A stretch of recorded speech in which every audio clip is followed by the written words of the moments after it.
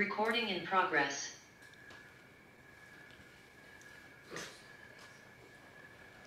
Does anybody else have any comments or questions in the meantime while we get ourselves connected with Anju?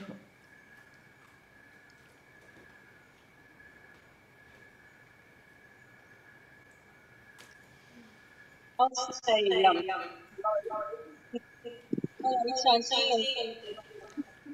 I won't put my video because Hold on 1 minute. I can't adjust it. Can anybody?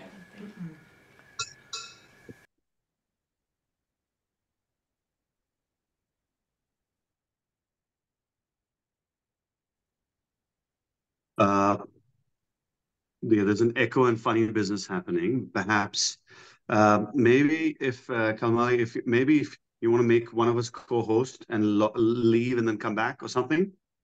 I think I have your original sound. Is this better? Yeah. This is better. Yeah, this is good.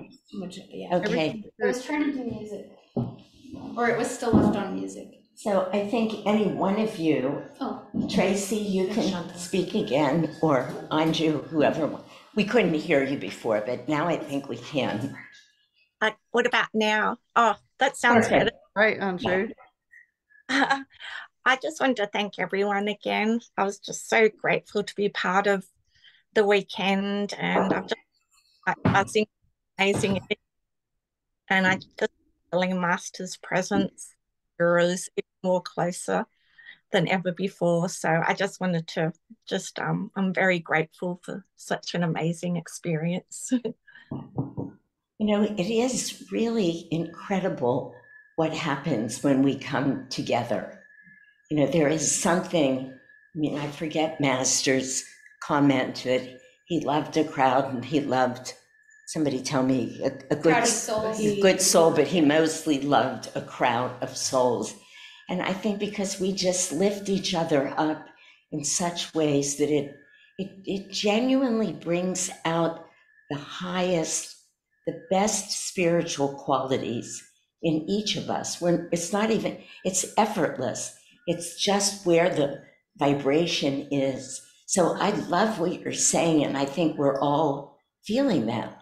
We're all still feeling so uplifted from that extraordinary time together. And as I was saying, it's continuing here for us. We're doing other programs outside of Ananda, but everything just feels like there's a flow of inspiration, and it happens. And it's part of the reason, why Master said, next to God's grace, the most important thing on the spiritual path is the company you keep. That's a powerful statement. Those were his words.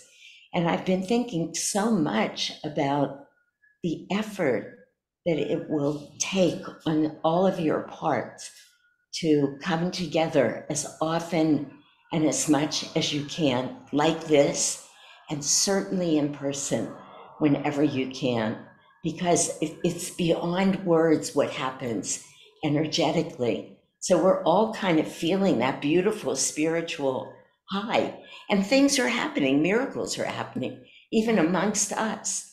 So yeah, we get it, and I'm thrilled you're there, and we are too. Oh, thank you, Auntie. That's beautiful. Thank you. Anybody else want to say anything?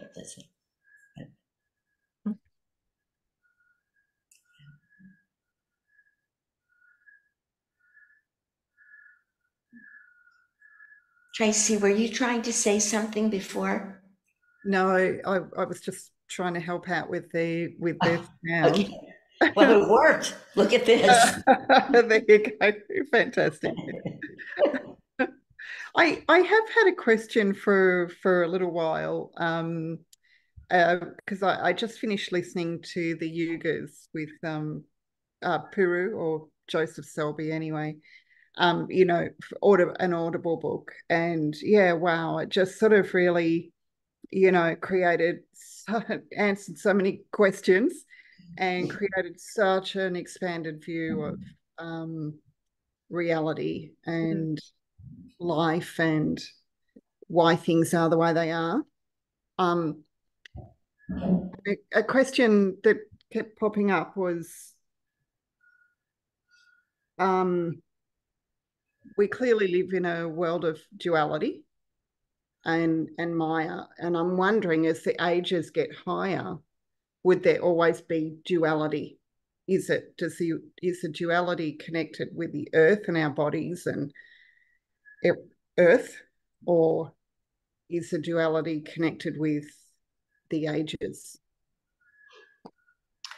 Well, let me answer that, and then if anybody else has anything to say, they can say it. That relationship that creates these yugas of the sun and the earth and the way energy shifts and its effect on our astral spine and our consciousness, it's a very real force. So as we move to a higher age, it's easier to live in a more unitive way. So hopefully many of us who are alive right now, if we were to reincarnate in Satya Yuga, which is a very high, as you know, spiritually high time, particularly ascending Satya Yuga, we'd like to think that because all of us who are involved here, all of us in this house, all of you, wherever you are, we're fairly highly evolved beings, or we would not be disciples of such a great master, that we could, if we happen to be reborn, whether it's in Treta Yuga or Satya Yuga, that we would not live in that same way where we are so ruled by duality. Because even as dedicated as we are and as committed and as to whatever degree we're highly evolved, we're all still pretty much being ruled by this state of duality. So the yuga itself will carry an energy that will call for the rebirth of souls who are ready to live in a more unitive way. Having said that, Master said that even if you're born in Satya Yuga, it doesn't mean that you're just, that you're never going to have to talk to anybody because you can just transmit thoughts and feelings energetically, and it's all very high. That possibility is there, but there will still be a lot of souls reincarnated who are very dualistic. So, in other words, it's not 100% safe. I keep saying, please don't bring me back again until it's the highest moment in Satya Yuga. That's been a prayer for me. Let me come back then, not sooner. I just don't want to live in this anymore. This feels like insanity to me. But the truth is, there's no guarantees. We will then. I mean, I wouldn't know this, but it is what Master said. It's part of what's in that book. Swamiji used to say it, that there will be souls around who are still not the highest souls. Does that answer at all? Yeah, so yeah, it does. Clearly this is a very heavily veiled or, incredibly dualistic, dense energy. But by the sounds of it, there will always be some sort of duality in the world and in our bodies. Yeah. So I'm not sure what you mean, but you mean as soon as we're reborn, any time, just by nature of taking a human form, does there have to be a duality? Yes. I don't know that I know the answer to that because I'm not sure even what form. I can't tell you that I remember what form we're born into in Satya Yuga. I don't know that. I just don't know. We're assuming it's going to look like this, but it'll be a different yuga, that we'll all look the same, act the same. So we'll have human bodies, but we'll be in a different yuga. But I don't really know that. Maybe everything will be different. I just don't know. Yeah, no. Thanks. Thank you, Shanti. Thank you for attempting it and giving that, that perspective. It's really helpful. Yeah. Does anybody else have anything to add to that? Shanta? I just want to add, I think, do I have to be louder? I just want to add that both in Master's commentaries on Bhagavad Gita and also Swami's, they talk about the fact that the universe, just in its manifestation, it's already dual. Spirit, before the universe manifests, is the only place where it is not dual. So as soon as something is physical, as soon as something is vibrational, whether it's physical or astral or anywhere, it's already dual.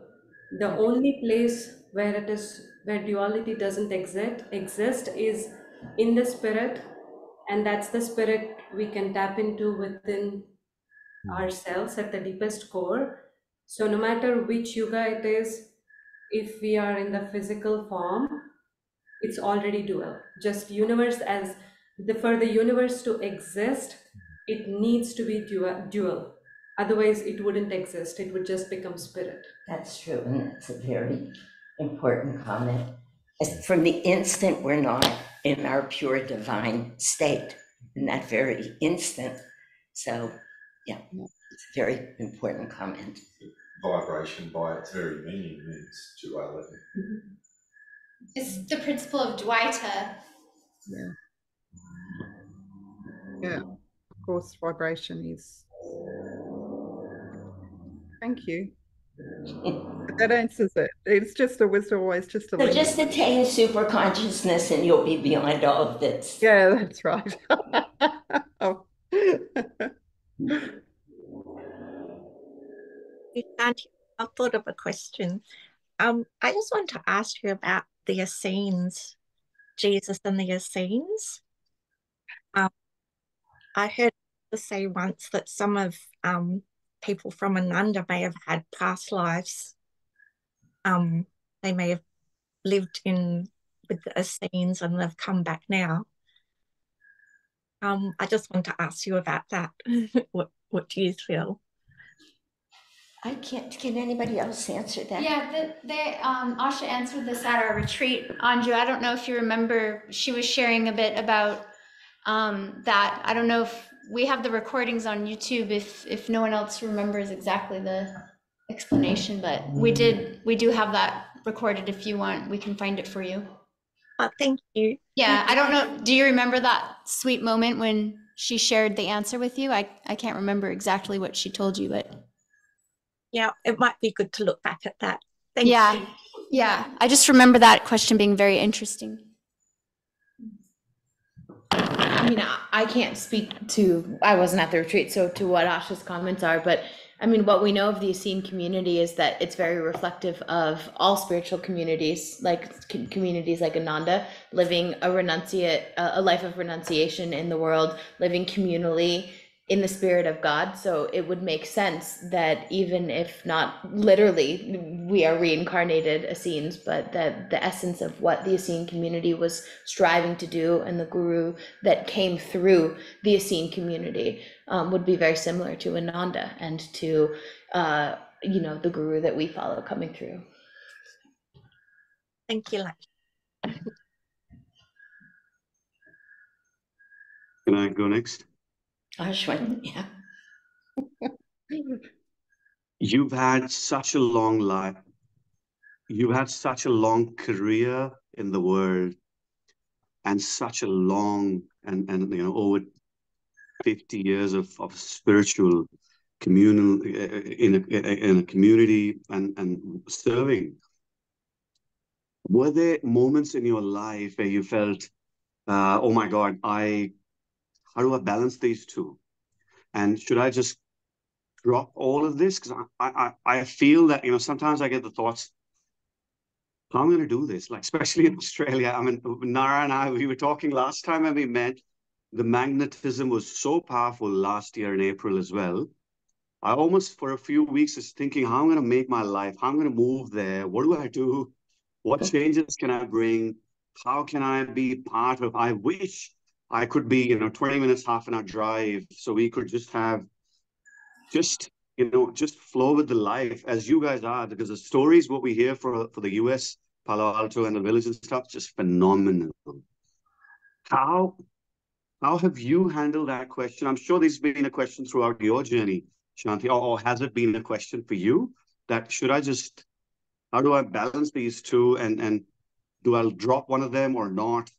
Uh, and the second question is, in Australia, what do you advise for us who are far, 1,000 kilometers away and all that from Nara and Kalamali? How do we move forward? I mean, and of course, these retreats are amazing. They're without a doubt. But I'm also reading The Age of Energy, reading the chapters from Nayaswami Devarshi, just understanding the age of energy and his story and how he was going through that whole process. There's a lot going through my head. But sorry, these two questions for now. I think, when anyone here could answer, there would be a really meaningful answer. And there's so much about our individual karma and dharma that goes into the answer. But one thing that I've seen after meeting with and listening to just literally hundreds, if not more, people who come to that moment. You come to a retreat and you just think you can't possibly go back to your one's other life. It has nothing to do with you still love your partner, you still love your children, your work might even be good, but that feeling of being so purely devoted to God and Guru in these moments is so captivating. There's so much magnetism in it that it's very hard to go back. And I think we've all been there. I really do. And then a moment comes, it happens, and it's karmic. And it is also about dharma, because I feel it with many people all the time, but I really feel it with you. You do have two little kids that you need to provide for, and you're not in a place where there's community. If there was a community already, you could say, all right, I'm just going to pick up the kids, we're going to go. I could still work, but I'll be surrounded by community. And maybe many of you will choose to do that. Maybe you'll find, whether it's a community or you buy homes near each other, it's a huge shift. But that's what the spiritual life takes. When that moment comes where it's just right, and then you'll be on the other side of it, you'll be saying to yourself, what in the world am I doing? But the pull is so strong that you know that you need to do it. And I see ways that it could happen here, but it would take 20 people, let's say 20 different people saying, okay, that's it. This is the moment. My spiritual life means so much to me, and it's like a race, but it's sort of taking the lead. And it's not bad if you're not there, because again, we have individual karma that I'm going to pick up. Let's all get together. Let's start meeting. How can we live closer to each other?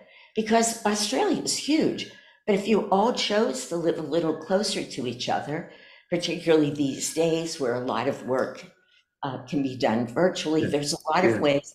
When the time is right, all of you will find a way, or some of you, to just be closer to each other, so that it's not a twice a year, if you remember to put it on your calendar and make time and room for it, where you all come together.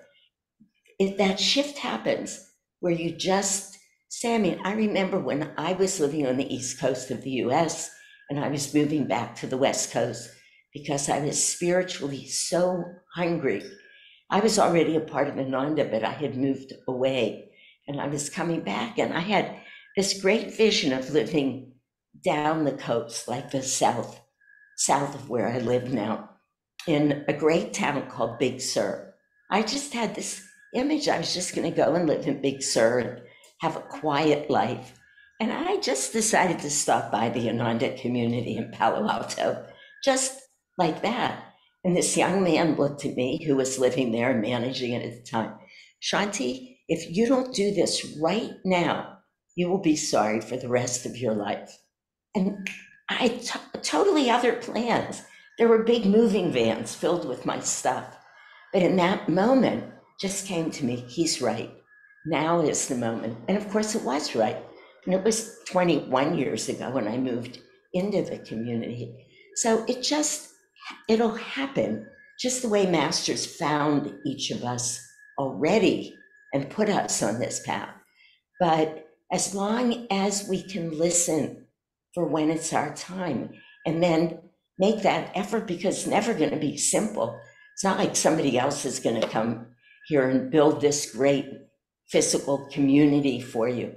Whoever wants to do it will have to find that courage and know for sure that any move in that direction towards the divine, towards a higher commitment, a higher dharma. And again, it's not judgmental, it's just simply true.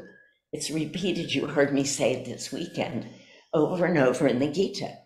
Krishna says it many times. You find a higher dharma, you go for it. I'll take care of everything you just left. So I think there is these ongoing spiritual awakenings that happen. But I don't want this to sound judgmental of anybody, because it's not. People can do great things right where they are. But community is really special, and it helps us. It lifts us up. It's not easy, by the way. It's not as easy as a 3-day retreat, and then you get to go home. You start living with people. They all have their personalities, and it's very hard. So, but the ways that it's hard are exactly the way we need it to be to grow through and neutralize a lot of our karma. We have to keep, raising our own energy. So I would say to everybody in Australia, I'm feeling this really a lot as I've spent the better part now of 2 weeks, and we still have a couple of programs and we're all still together here. Your spiritual work is cut out for you because it will not be easy. You're too far apart. Although I'm already seeing the same people come back for morning satsangs and sadhanas and this evening satsang. So it's sort of like a lot of people are doing it right for where things are now. But I would say mark your calendars a year in advance. So when Pranaba comes in June, barring some unforeseen emergency, you can be here. That is a monumental moment. Pranaba and Sagar and the people who are coming, they've been on this path their entire adult lives. That's who we want to be near. So make as much spiritual effort as you can make. And when it's your turn to move here and help Nara and Kalamali, really help them be here day by day, even if you're working full time, to start a local community. And if this is where it's meant to be, then you'll know. But just as you were fed this time, you'll be fed again and again. Yeah, I used to go through that every time I went to India. I would think, how can I go home? I'd be up at 30,000 feet and I would think, I don't belong there. I don't belong in the US. What am I? Exactly what you're going through right now. But then it just, we keep working and we neutralize karma and we get more expansive in our thinking. Does anybody else want to say anything? Just that one of the things Shanti is sharing reminds me of is the biblical passage, seek ye first the kingdom of God, and all these things shall be added unto you. Because a lot of this courage that she's talking about is that faith that God is providing for you, and God loves you, and God will never leave you. God's with you all the time. And, you know, a lot of those people that made that decision to go into community, no matter what challenges they knew might come, they took that leap of faith. And I think that's the spiritual growth that you're talking about. And, you know, we're just thrilled to see so many people doing that all the time in the ways that you are. So, you know, I just want to add one more comment because Kalamali just spoke to it and it reminded me. It's almost always a little frightening to make these big changes in our life. Somebody once said to me, and it's absolutely the truth, you can never in your logical mind account for grace. You have no idea what it feels like when you say, okay, I'm going to do this. And you open up, which is what that comment, for those who have ears to hear, means. We've all heard that. It means opening up and allowing God's grace to fill us and move us. So it's not like it gets easy one day. It does not get easy. You know, we have too many attachments and too many fears and all of the things that are human and logical, they're exactly in our way, exactly. So at some point, when it feels even a little right, you make the decision, God's grace descends. And that's part of what Kalamali was just saying. And it's really true. And you are lifted in a way, and things unfold in ways that you cannot predict from where you are now. So it takes faith, you know. Yeah. I think that's one of the qualities of God that we often oversee, because we always are on the joy and there's power, you know. And I think what you're speaking to, Shanti, is that it's the element of God that is power. And you know, it's often just overlooked. We don't see a lot of what we do, you know, whether it's in voice, whether it's in music. You know, and as particularly you go on this path and you're trying to reflect God's image in everything that you do, but that power is one of them. It's what you're saying, you know, like it's finding that power, which is God, and then moving it to where you need it to be. I mean, we have access to it. It's often just an overlooked thing. yeah. Strongest thing. You know, I think if you spoke to anybody who had made the kinds of changes that you're referring to, whether it was exactly this, at some point, we basically went to a retreat, however that happened, and we said, that's it, I need to live that way. And I could tell you all of what I walked away from to live in community. And I think everybody here could say, it doesn't get easy. So it just takes that power, the grace, the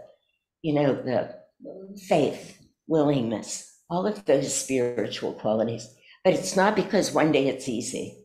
You know, I think many of us we've left a lot, but I bet everybody here would do it again and again and again, because as soon as you do it, you go, wow, this is what's on the other side. Sorry, I'm adding to your confusion because I know you're clearly struggling with this. I could just say to you, oh, come on, get down here. Oh, that's great. Thank you so much. Thank you. Thank you. But it does give, you know, opportunity to have those real conversations, and we're always really looking forward to those. So don't feel like you can't just have a chat about these things actually happening. Yes. You can't really know unless you at least have a little talk about it, you know, Yes. see what Yes. could be possible.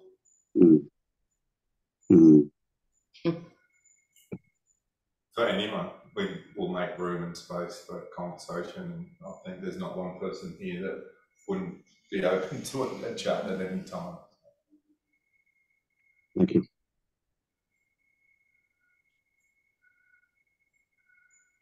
All right, I have a question that comes to mind from that conversation. You just said something about knowing what it's like on the other side once you join a community. Could you give me or some of us a bit of insight into the other side? A little bit more. Joy. Joy. You mean a bit of, yeah, you mean once we've made this living in community, you mean, or? Yeah, so when you say living in community, so we're living near each other, but then we're working together toward a vision. Is it more of that? Or some people are working doing their own thing and maybe sharing satsang more often than what we are now, things like that. Well, we're sharing satsang in person much more often than you do. I have to look around the table, but almost everyone here, in fact, everyone here lives in either a community or very near a center. And, you know, we have our own lives. Everybody has their own lives. We actually in Palo Alto we live in a community of 120 people, but we each have our own apartment or two-story little, not condominium, townhouse, something. But we live, the buildings are connected and we live very close. And there's a community room and there's a community temple. And we have lives. I mean, I don't practice as much medicine right now, but I used to. And Lakshmi teaches school still and then comes and works at the temple. And Varshan told you he's at a farm. And, you know, I could go around the room. Shantala told you she has a tech job. But when you're living in a space where everybody has now made that decision to put their spiritual life right up front, it's not like my family wouldn't like it, or what will they think of me, or I'm too busy, or I just want my privacy, or whatever. I could tell you this is the story of the Bhagavad Gita, but there's an infinite, literally, number of reasons why we might not do it.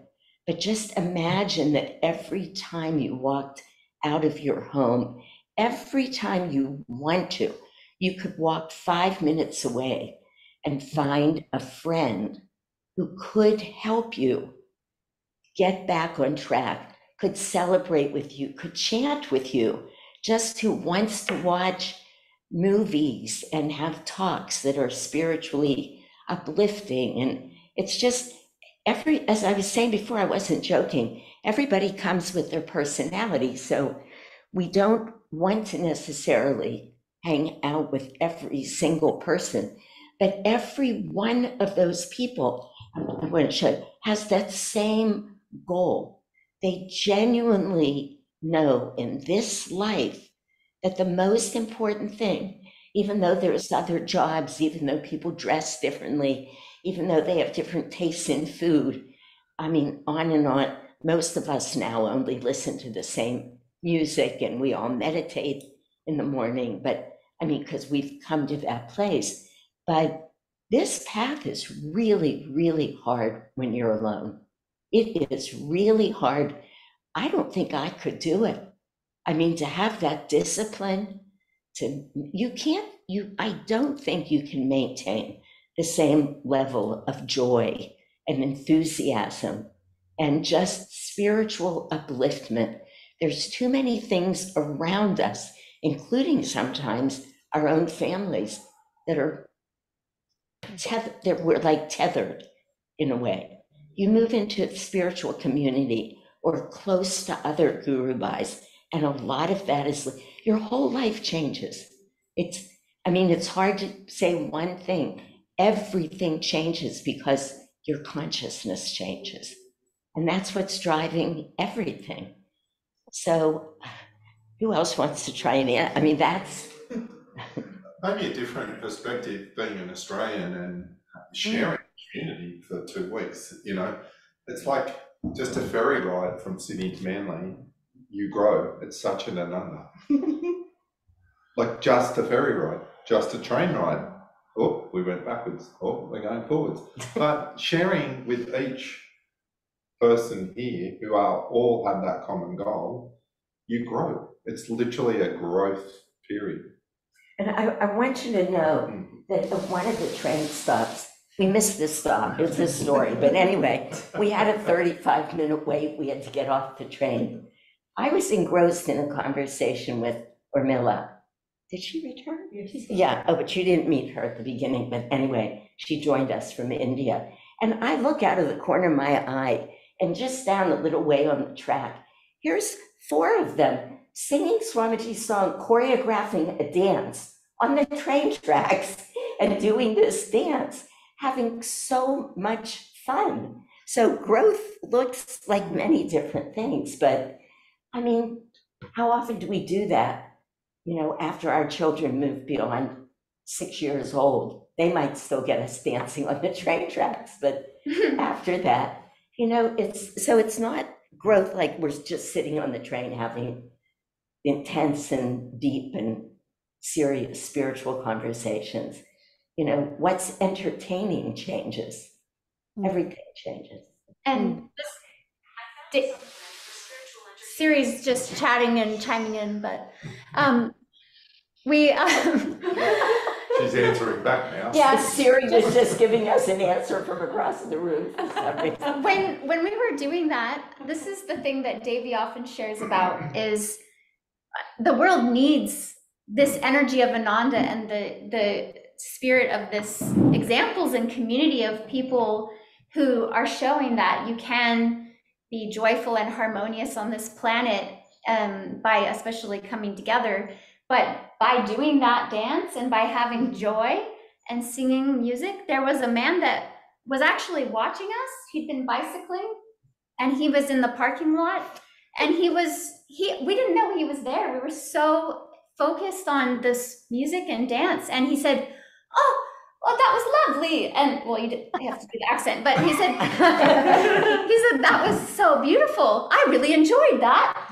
And he was a big burly fellow, wasn't he? yeah, and then he went off on his electric bike. But that's the kind of impact that when we come together, we can have. When you're by yourself, people just think, "Oh, that's just her." They don't see, or him. Very good. They don't see that it's the people that coming together to support each other. And Swami said, "Well, it's really hard by yourself. Why do that? Why? Just why would you do that?" There wasn't a day at that retreat, and I'm pretty sure everyone probably experienced it, where the karma yogis that were there or people visiting didn't say, "Oh, we wait for dinner because you bring so much joy." Like, that's the karma yogis, the staff there. They absolutely, like, you constantly just getting that feedback, you know. Oh, it's a different feel when you guys are here. Like, you, even Heart and Soul Retreat have begged us not to go anywhere else. They feel that we have the right vibration that they feel will bring energy to where they are. We had a wedding once at Ananda Padmani, but one of the weddings out on this big central green that we have. It was a huge wedding, a couple hundred people. And afterwards, the bride's family came up to a couple of us and said, "You people have so much fun, and you do it all without alcohol." Amazing. So we didn't have to drink to get there. Yeah. You know, I would just add one more edge, or one more. We're giving you guys like 100 different directions in all of these questions, but one thing that I kept thinking about, you know, when Ananda and Kirtani, they lead the center in Ananda Assisi, and when they were first leaving to go establish Ananda Assisi, Kirtani tells us the story that Swamiji, that it was the 2 of them and a few others, and Swami Kriyananda, when he sent them off at the airport or wherever it was, he said, "Go deep together, serve together, and play together." And that is what the essence of what Ananda is. And, you know, I just keep thinking, we're talking so much about how we're bringing joy together. And then the other aspect of community is that you're surrounded by mirrors. who are always pushing you to go deeper, who are always pushing you through their example, through mentorship, through conversation, through so many things, but even just being surrounded by people. I watched someone sit down and, even just the other day, we were doing a 2-hour meditation here together. And about halfway through the meditation, I opened my eyes and peeked, and all of my guru bhais were so deep and so still. And I was like, oh, dang. And then I had to, just go back in. But that's a sweet, playful example. But you're surrounded by people. All of us are sitting here in this space because on some level, we've consciously made the decision that the most important thing in our life is seeking God. And that's been said over and over again. That's an impossibly difficult task to do, except for the fact that we have a guru who tells us it's not impossible. So we're striving to do something that the whole world is pushing its force against us. And we need each other in order to do that. And the one thought that I had, we are talking about physical community and the power of that, but it can also start right now, because community is also conscious in your consciousness, and you guys can create that community with each other. I fully support everybody moving here to New South Wales and building a beautiful community, and I'll hop on a plane and come over too, and we'll do it all together. But the other reality is that you can start building that now, which is only going to deepen those threads that will one day foster the physical changes that will happen. But I'm just looking at all of you online, talk to each other, spend time with each other, get on the phone with each other, start building it now. And I know you do that, and I know it's fostered here, but just to say all of that, push each other, because that's what we're here to do as well. Yeah, it's very true. I mean, I do feel I am dedicated, devoted, and disciplined, but I don't have many people I can share speaking about it with that won't say, oh, she's so weird. She just talks about God all the time. And this this guru thing. I mean, imagine, it's really weird for people, a guru. Oh, no. So it is hard in that regard to be able to just talk freely about the highs and the lows, because the lows aren't really lows. They're just part of the process, and just be able to share in that way. Yeah.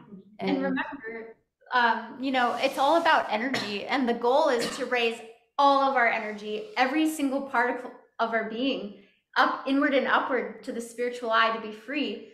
Imagine how much energy gets dissipated throughout your day when you're fighting all of that stuff, Yes. Yeah. Fighting it, or just holding back. Yes. To even, that's right. The energy isn't able to really flow upward. Yeah. It's just pulling. It's like little tentacles saying, ooh, over here, get a little distracted. But if you have someone like Lakshmi, no, then you get helped in that moment. I think also people here have been attracted to Ananda, the vibration of Ananda. And the vibration that Swami brought was community, because he listened to our guru's words, which was to go north, south, east, and west to build communities. And so it's kind of, there's a vibration within us all that probably have it within us anyway. It's, we've all lived together before in some way, or however it is, but realistically, the essence of it is that we can do it as householders. And that was what Swami really brought to us. It's monastic living, but as householders. And that sort of ticks a lot of boxes for a lot of people. It's not like you have to, you're sacrificing a lot to find God, but you've got to do that regardless of where you are. That's true. I don't feel like a sacrifice. Is it really a sacrifice? Because everything's there in God. So what are we actually sacrificing? The ego, just the ego, right? Just the ego. That's what I thought. Yes. But it's a little more complicated than that, because that's why that line in the Bhagavad Gita, what is state of the man is night to the yogi, because it's all backwards. I mean, from there actually is, from the egoic or physical plane self, you have to let go of a lot. You actually do. I mean, you cannot have one foot in each boat, or as Swamiji used to say, and I love this, he would say, if you try and do that, keep one foot in each world, it's like trying to keep one foot in each boat, and you will fall in and drown. He didn't just say you'd fall in, he'd say you will drown. And it's a very powerful teaching, actually, you know, and those decisions come. I was just sitting here thinking as I'm listening to everybody, how often in this life now I've had to make choices.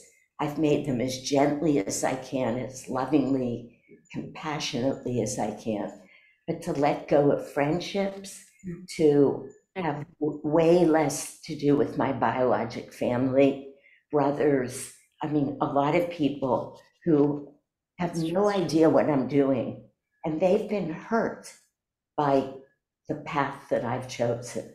And I know that, and I try and I'm constantly sending them love, but they don't see me very often, and we don't talk all that often, because it does require a shift.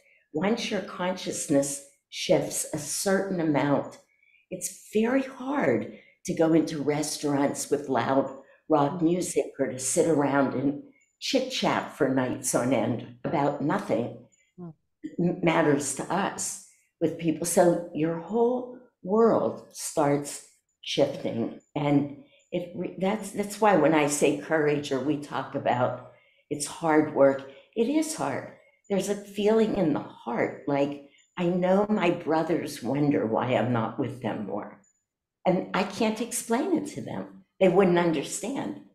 So, and it's more than my brothers, but this is, you know, I agree with what Nara was just saying. We were born into this world. It is no accident that not only that we've been found by the same guru, but that all of us are talking right now. This is amazing. We've known each other. We have been here before. And part of that is Master's comment in Hollywood at that garden party, which we've all read. The people of the future will go north, south, east, west. I mean, in his booming voice, which we've all heard, and find colonies of simple living and high thinking. And Swami Kriyananda heard him. So that's not like just in the United States or just here, you know, it's our spiritual calling whenever we get to it. Again, I don't want it to, it's not like you should do, it's not, I don't feel it like that. But that is a commonality amongst all of us, is that we're all disciples of the same guru who said to us, community matters. It really does matter. So, and I agree with what Lakshmi said. Community doesn't just mean physical community. So we have many people who are part of our community, don't live in the community, but we are encouraging them to be at all classes, to be, you know, we're sort of preaching to the choir because here we all are together. We all know this is important, but yeah, just to do the best we can do to stay very close to other Guru Bhais who will understand what you're talking about, because I know just what you're saying. Then you have to watch every word you say, and you can't really express yourself. So yeah. And Divine Mother came through Swamiji, and there's a really beautiful passage in that book of the Divine Mother, like texts from all the different talks and things, and Crystal Clarity put that together. But it's beautiful. Yeah, and Divine Mother was telling Swamiji to share with the community that it's not just about building community, but communion in me. So that's like what we're doing when, I think somebody asked it earlier, like what is the vision that you're doing together? It's communing with God, but then when you meditate together, there's such a strong magnetism. And Jyotish made that visual for us. I think it was in a renewal week last year, and it was the magnet filaments. And he said, well, this is what happens when you're practicing Kriya and you have a guru, and then the magnet gets really strong. But think about when you practice meditation or Kriya with many Guru Bhais, who are Kriya bonds, and the amount of magnet filaments that get drawn together, it's so powerful. So just keep, bringing that into your space and see how you feel and what you're guided to do. And I think it's quite late, so it's 9:10, right? I think so. If anyone has any last things, or Shanti has any. Yeah. Wonderful being with all of you. Really great. This is community for us too. This is the satsang that we love. So, yeah, great joy to get to meet all of you. Thank you so much for coming, being here with us, Americans and Indians. Thank you. And beautiful. And thank you for putting the time aside from your really busy schedule. Oh, it's very much appreciated. And yeah, just even through the screens and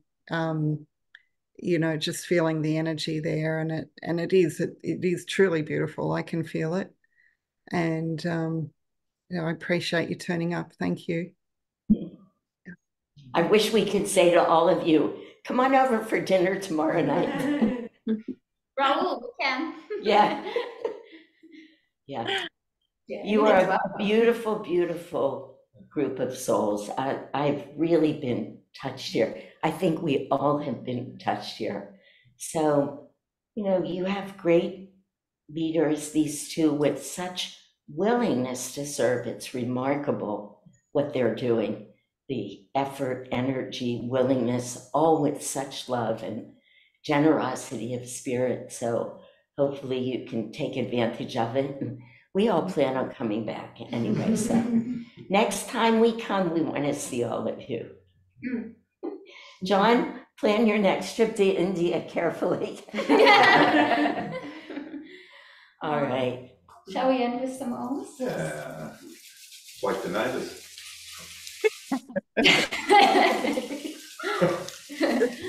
Oh.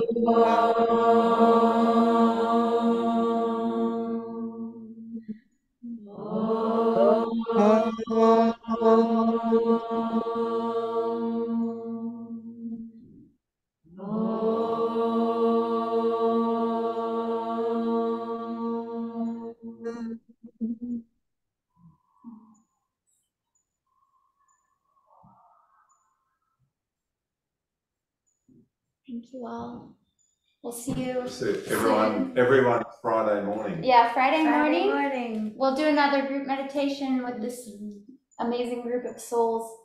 And see you all very soon. Thanks for coming. Everyone, God bless. Thank you. You too, thank you. Good night. Good night. Good night.